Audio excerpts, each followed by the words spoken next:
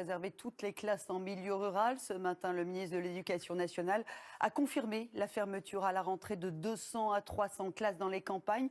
De quoi alimenter la grogne dans les villages. À Allange, dans le Cantal, parents, enseignants et élus se battent contre la suppression d'une classe. C'est un reportage de Sybille Bromberg et Lise Abou Mansour. Allange, petite commune rurale de 750 habitants sur les hautes terres du Cantal.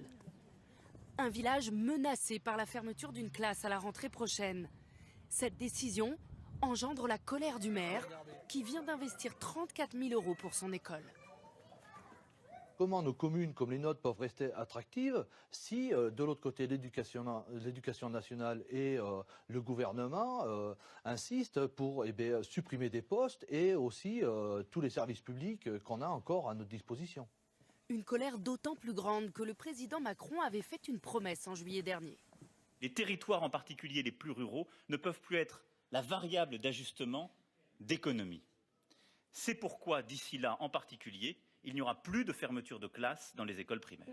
Les lettres qui sont soulignées. L'école d'Allange est le poumon du village. Elle accueille 81 élèves répartis en 5 classes de la maternelle au CM2. Fabienne Van Écoute a 2 enfants scolarisés ici. Elle habite le village. Pour elle et son mari, la fermeture d'une classe risque de pénaliser leurs enfants. En ce moment, il y a une moyenne de 16 ou 17 élèves par classe, ce qui est pour nous, parents, un très bon chiffre puisqu'ils peuvent apprendre dans des très bonnes conditions. Maintenant, si on nous enlève un prof, les classes, surtout de maternelle, vont être surchargées. Donc on va passer à 21 élèves et après, avec les toutes petites sections, on risque de passer entre 22 et 28 élèves dans la classe de maternelle. Les syndicats d'enseignants, eux, dénoncent une mauvaise répartition des postes entre ville et campagne, une manière de déshabiller Pierre pour habiller Paul, d'après ce syndicaliste. Le dispositif, par exemple, des doublements des CP et des CE1 en REP et REP+, en réseau d'éducation prioritaire, ne s'accompagne d'aucun moyen. Donc ce sont des moyens qui sont pris ailleurs, et notamment à la campagne, et notamment dans les territoires les plus fragiles.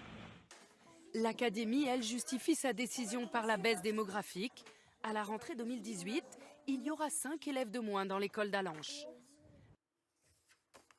Jean-Michel Blanquer qui promet qu'il y aura globalement plus d'ouverture de classes que de fermeture dans les campagnes.